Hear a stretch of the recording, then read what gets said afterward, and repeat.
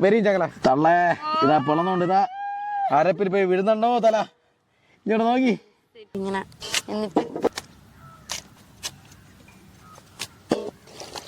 okay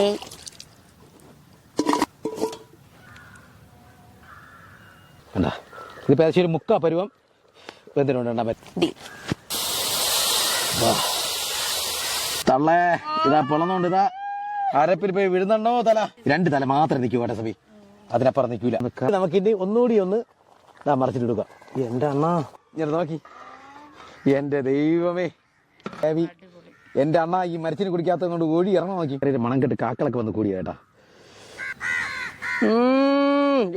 ആ ഗ്രേവിയും കൂടി എടുത്ത് ഇങ്ങനെ ഇതിന്റെ പുറത്ത് വെച്ച്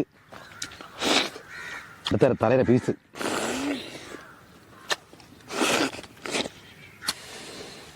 സമയമില്ല